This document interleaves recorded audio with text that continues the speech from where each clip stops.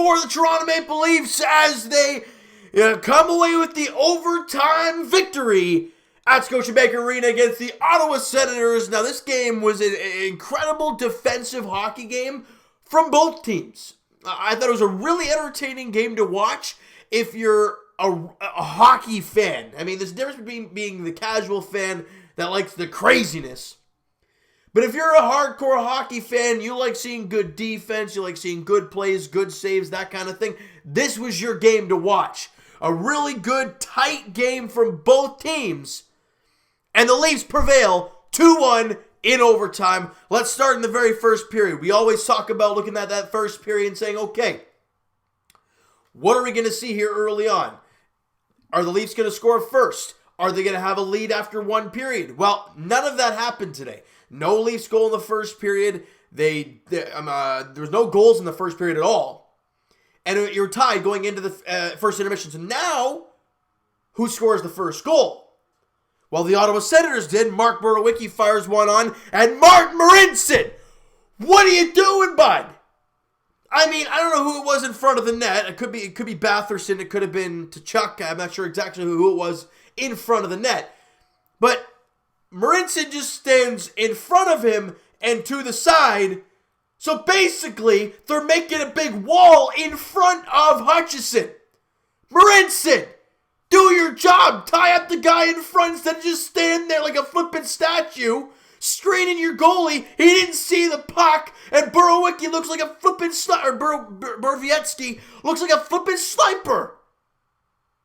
I don't know, you guys know if you've watched these videos all these years, you'll know my feeling towards Martin Marincin as a Toronto Maple Leaf. I'm not a huge fan, yet they found a way to sign him to another year, which is, I still don't understand it.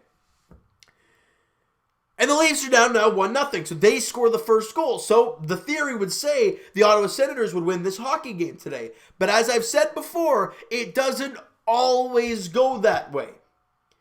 Because 4 minutes after that, the Leafs get a power play and a nice little feed from Rasmus Sandin to the sideboards to Jason Spezza, former Ottawa Senator, and he walks in and absolutely rips this one past Craig Anderson. Anderson can't even react to it because you watch the replay, right? All he does is puts the glove up. That's about it. That's all he could do. I mean, he's not going to be able to track that puck. But by the time he does, it's in the back of the net. Spezza ties the game at 1, his 8th goal of the year. Ladies and gentlemen, Jason Spezza, the last 2 years with the Dallas Stars, has scored 8 goals in each season. He has 8 goals. There's still 30 games left. Spezza's having an amazing year for this team. He's shooting the puck extremely well. We're all seeing that and going, who the heck? He's still got it. He still has it. Not who is this guy, but he's still got it, does Jason Spezza. 8th goal of the year on the power play. Sandin and Zach Hyman grab assists on the play, and the Leafs tie the game at 1 after 2 periods of play. Shots on goal in the first were actually 10-6 in favor of the Leafs, even though it was a 0-0 game. 11-9 Sens in the second, but it's a 1-1 hockey game going into the third period. You got a whole new game now. Let's see how it goes. Third period, again, some craziness happens. The Leafs actually dominate the third period, 15-6 in shots, but they can't beat Craig Anderson. They hit the post twice. They could not buy one against Anderson today. And then we go to overtime. Early in OT, the Leafs take a penalty, and Tyson Barrie an interference call, and I'm sitting here like, are you really? If you watch the replay, it's literally just 2 guys colliding in the middle of the ice. How do you call interference? They go to the power play. Michael Hutchison has to make big save after big. I think he made like 3 big saves in overtime on that power play. You know, then the penalty is over, and then they take a stupid interference penalty because it kind of was. He tied up Marner and knocked Marner over without the puck, so that's blatantly obvious an interference call. And the Leafs go to the power play, and a 4-on-3 power play against an Ottawa team. The Leafs power play is hot. It's a recipe waiting to happen, and it's exactly what happened today. As William Nylander sets up Mitch Marner kind of in the top of the, what was it? Top of the slot kind of thing. It's a little bit top of the circles, more or less. And he just rips it. Marner just absolutely rips it past Craig Anderson for the overtime winner. Marner's first overtime goal of his career and his 14th goal of the season. William Nylander and Austin Matthews grab assists, and the Leafs win it 2-1 in overtime. And Michael Hutchison, guys, has won 4 straight. Now, ideally, the competition, I think, in 3 of them is in New Jersey, Detroit, and Ottawa, but you're going out there and you're getting W's. Who cares who you're facing? He's got 4 wins down to Michael Hutchison on the season. And since Sheldon Keefe has been taken over, or, took over for Mike Babcock, Hutchison's 4-1. He lost the first game, didn't look very good there. But since then, he's looked very, very good as Michael Hutchison. I like what they did today. I really like how, that Sheldon Keefe put Hutchie in to start today. The reason I'm jacked up about the way he did that is because Hutchison hasn't played since December the 4th, if I'm not mistaken. That was the last time, or maybe not. I could be totally wrong. I'm going to go to his game log here and see when the last game he played. It's February 1st today. January 12th was his last game. It was against Florida, but he came in as relief, and I think it's Edmonton he came in as relief. So his last game he actually played was January the 4th against the Islanders, where he had the shutout.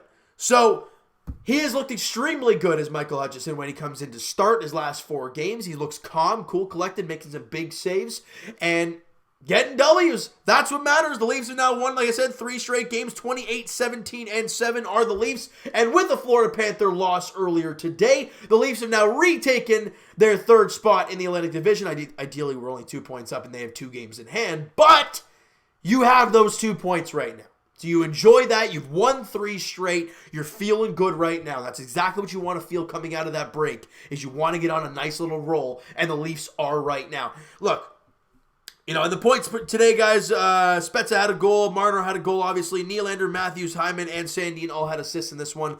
Hutchie, 1 goal on 25 shots and .950 goals against average, or .95 goals against average, and a .960 save percentage. So a really good job for Michael Hutchison. And guys, let's take a step back here, okay? With Travis Dermott being injured, the illness that he's dealing with, and Morgan Rielly being out, the 3 games that the Leafs have played since coming back from the All-Star break, they've allowed 6 goals in 3 games. You guys can do the math. That's 2 goals a game. That is really good. That is really, really good, considering how much this Leaf team can score. They didn't today. They just couldn't beat, they just couldn't beat Craig Anderson. It just happens sometimes. But you got to win. That's really all that matters. The fact that they only give up 2 goals a game in the last 3, ideally they give up 3 against Dallas and 2 against Nashville and then 1 today, but combined 6 goals in 3 games, guys, that is a really, really good number. Now, I'm not saying that, the Leafs are getting great goaltending, and they're not having defensive lapses. When today did you see a defensive lapse? The one that I do remember, and there's probably more, but the one that I do remember is Sandin turning the puck over his own blue line, allowing them to get a breakaway, but then Sandin diving and poking the puck away from Anthony Duclair. So, yeah, the Leafs were having some problems at times, but they were able to, 1, get some big saves because they needed it, and they were able to kind of withstand the pressure of the Sens. Obviously, Ottawa's not a very good hockey team, so you got to go out there and try and get 2 points. They did that today. No matter what. No matter, was it a pretty game offensively? I don't know. But you know what? It's 2 points in the win column. That's all that matters. All right? The next game for the Toronto Maple Leafs, guys, is on Monday, and probably one of the biggest games of the season to this point. The Leafs welcome in the Florida Panthers to Scotiabank Arena. As I just said not too long ago, the Leafs are 2 points up. They have 2 games in hand.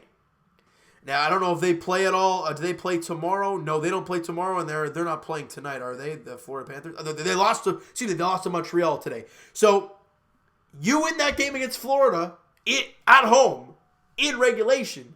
Then you get a 4-point cushion. Now, ideally, they have 2 games in hand still, but you have 4 points. You're forcing them to win both of those games. It's a huge, huge game there on Monday against Florida. Bobrovsky and Anderson are the expected goaltenders in that game. 7 o'clock puck drop there at Scotiabank Arena. All right? So you know what, guys? That is going to do it for this one. If you enjoyed the video and enjoyed this game there this evening, smack that like button. Do appreciate that. Hit the subscribe button if you guys have not already. Comment down below your thoughts on the game, your thoughts on the video. What were your thoughts on the Leafs play today? Would you not like from their game there this evening at home against the Ottawa Senators? And, guys, I want to hear your guys' thoughts. Let me know in the comments below everything you want to talk about when it comes to this team, whether it comes trade deadline, whether it comes to what the way they've played over the last 3 games. Who do you like? Who do you not like today? Everything, guys, go nuts in the comments below, all right? Twitter is down below for myself as well. Follow up, send me a DM, do all that great stuff. Also, the Patreon link is down below, so if you're interested in signing up for that, the link is down below. And I will talk to you guys Raptors edition as they play tomorrow at 3 o'clock. Now, the video probably... it'll probably be uploaded later on that night, guys. I'm just giving you guys a heads up right now because it's obviously Super Bowl. Having a few people over for Super Bowl. So, again, probably won't be able to do the video right away, guys. So, it'll probably be uploaded later on that night. But the video will be uploaded tomorrow, no doubt. It's Raptors welcome in the Chicago Bulls as the Raptors look for win number 11 in a row and tie the franchise record. Now, Norman Powell out indefinitely. What the heck? This team can't stay healthy. We'll see how they fare, though, against Chicago at home. 3 o'clock tip-off there as Raptors welcome in the Bulls. As for our Leafs, as we've talked about, their next contest is on Monday as they take on the Florida Panthers in arguably the biggest game of the season. 7 o'clock puck drop there at Scotiabank Arena. Sergei Bobrovsky, Frederik Andersen are the expected goaltenders in that game. Thank you so much for listening and watching. Hope you guys enjoy the video. Talk to you guys then.